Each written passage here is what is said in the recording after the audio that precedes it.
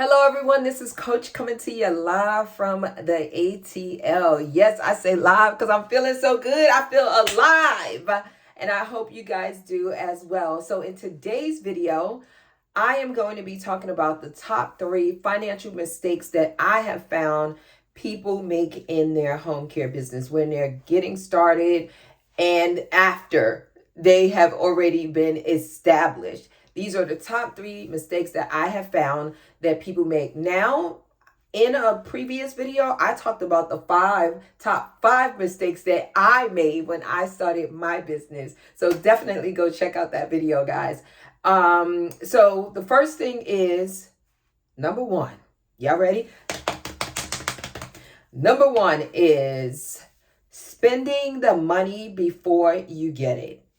What does that mean? It means you secured an agreement with a client, meaning a client signed up for services, let's say 24/7. This is the one that people go crazy over when they get a 24/7. For those of you that are wondering what's a 24/7, it means that you have a client that have signed an agreement for you to offer home care services by sending a caregiver out to their home to provide personal support services.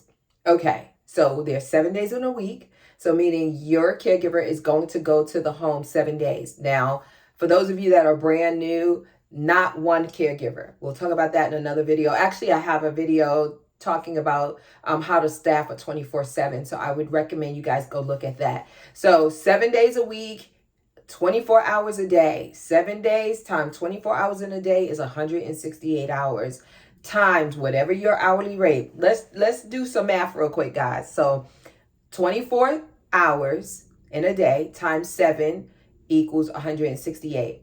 Then you're going to take that 168 and you're going to times it by whatever your hourly rate is. So I want you guys to pause the video and do that now. So you're going to do 7 times 24 equal 168 times whatever you plan on charging. If you don't know what you're going to charge, just use $25 as a number that's pretty common in the industry, depending on where you are in the United States. And then when you get that number, that's going to tell you what revenue you're going to generate for the week.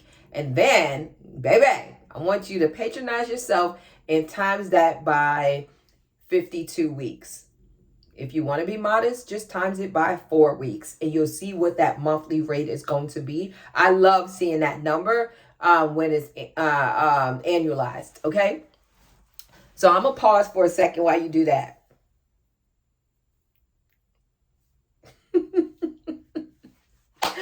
Yes. So now you understand why people take that money and spend it.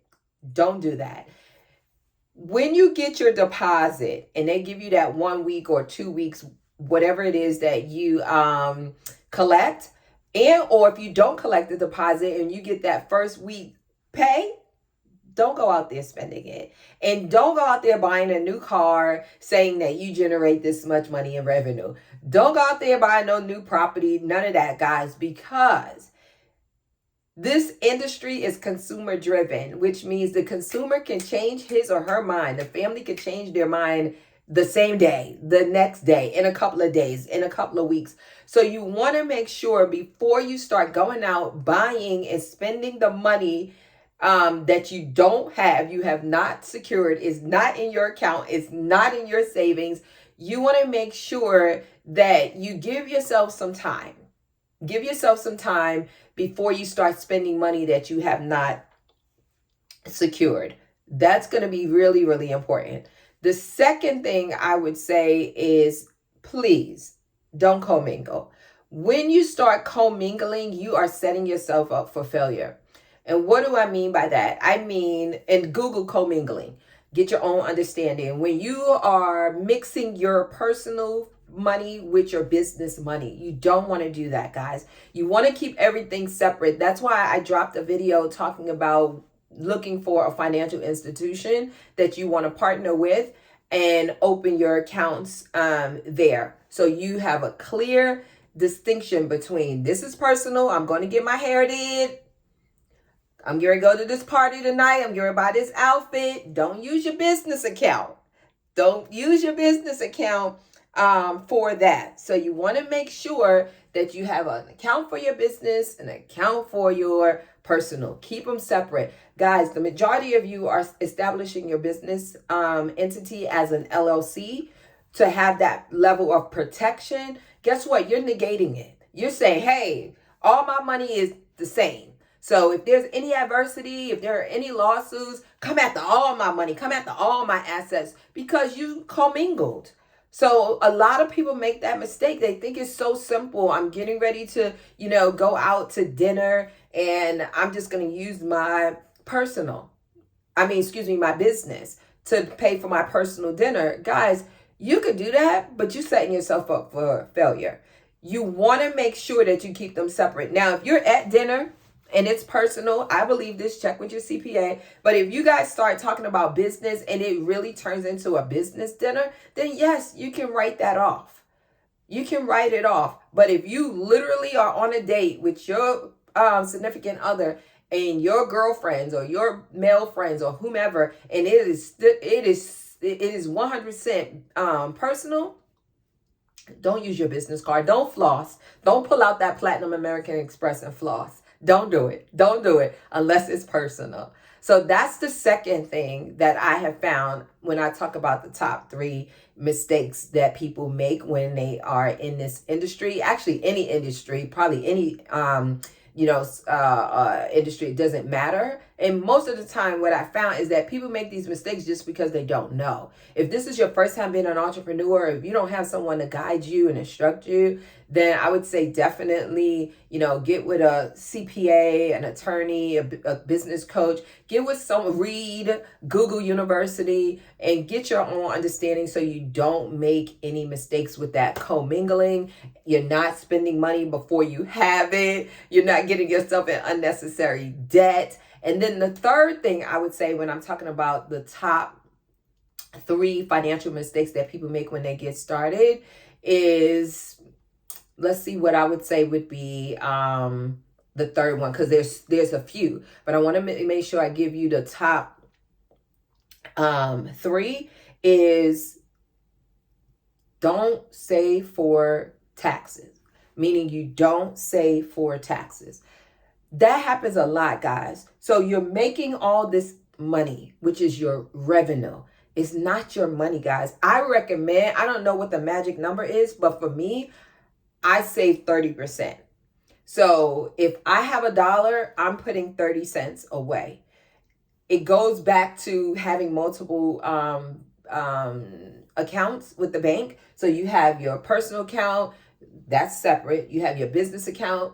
You have your business checking. You may have more than one business savings. You may have more than one business checking, depending on how you set that up. Actually, I'll do a video talking about that, real quick, short video talking about the different accounts and how I set mine up. But you want to make sure that you put money aside, guys. There's nothing worse. Trust and believe. I've been in a tax issue before and owing a lot of taxes. It's not fun. It's not fun. So learn from my mistakes. I don't think when I listed the top 5 mistakes that I made, I don't think I listed that because I didn't make that mistake at that time. So I did not hire the right professional and I got jammed up with taxes where I owed hundreds of thousands of dollars. I'm thankful by the grace of God and by my work in commitment that I am not in that situation today. And that's why I'm sharing this with you guys, so you don't get in a financial tax situation like I was in. It's not fun. Literally, it's not fun. They will put liens on your house. They will haunt you, call your kids. They'll do all kind of stuff. No, they don't call your kids, but it sounded funny. But on a serious note, guys, when you get that money, that's revenue. Revenue, profit, income are 2 or 3 totally different things. They're totally different. So when that revenue come in, I say save whatever percentage your tax professional tells you to save. So now you're going to have write-offs. You're going to have a lot of write-offs. And, and I'll do a video talking about the different write-offs. Actually, you know what? I'll do a video as soon as I finish with this one, talking about some of the write-offs. And so I'm going to reiterate real quick, guys. So I suggest that you don't make these mistakes. Learn from your coach. First one is do not commingle your funds. Second one is save for taxes. Third one is, what did I say the third one is? Don't spend the money before you get it. And this is in any order. This is the top three. You can mix them however you want. Don't spend the money before you get it. Don't commingle, and save for your taxes. Please, guys, set yourself up for success from the very beginning. Don't get caught up in the hype. Don't get caught up because you may be in a situation where you've never seen, never handled, never, had this amount of money. And when you get that first check, if it's $800, you may be like, oh, I could use this to pay this. Guys, out of that $800, let's do another math example real quick. We're going to use low numbers, easy to manage, right? So you have a client 40 hours.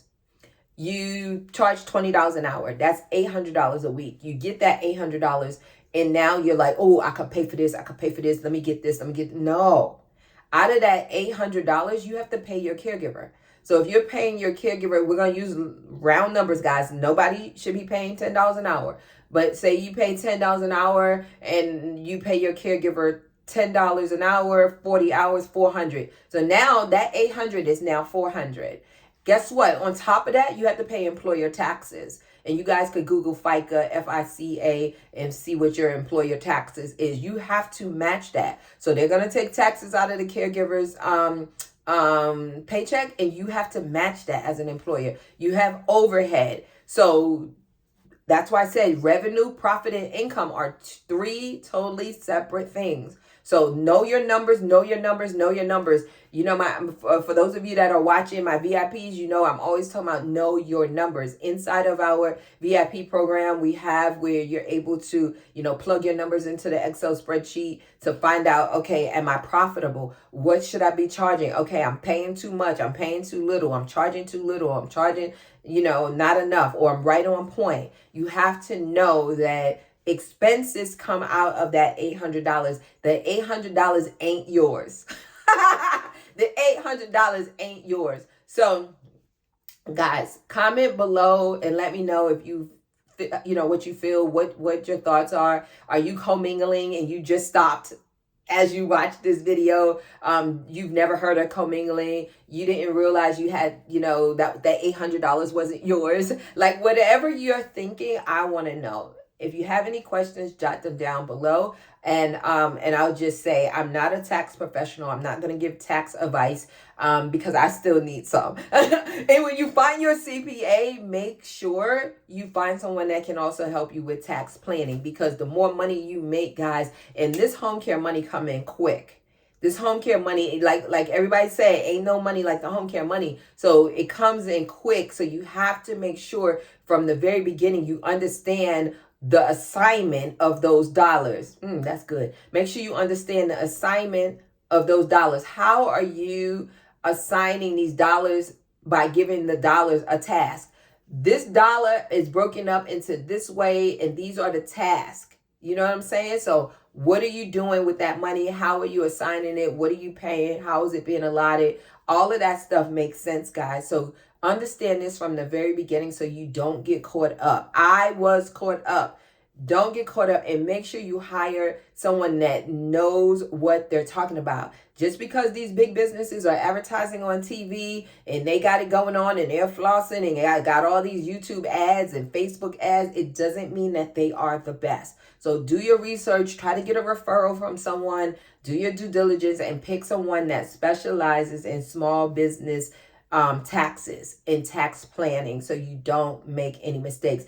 And read up on commingling and what that means for you. It's just like scripture, right? You somebody could just tell you a bit and then it directs you and you go the wrong way. Get your own understanding. Understand Google University is a wonderful place. Webster Dictionary, whatever you need to do is understand that these are the top 3 mistakes that people make in their business. And I want to prevent you guys from making those mistakes. If any of you found value in this video, definitely like it, subscribe so you can get more content, and turn on the notifications so you can be notified each and every time I drop a new video and or go live. So happy holidays to you guys, and I pray that everyone is safe and prosperous. If you have, any desire to get some assistance, my team and I would love to have a chat with you to see if it's a good fit. You can learn more about my services on myhomecarecoach.com, and definitely come to conference, guys. Ain't no conference like the Coach Michele conference. You hear it all the time. There's reviews all over the place. We talk about it. People leave comments on Facebook. So definitely be in the building. Conference is the weekend of March 24th, 2023 here in Atlanta. So you can get your ticket at myhomecarecoach.com by going to the menu and clicking on events. So you guys take care. God bless. And I look forward to seeing you on the next video.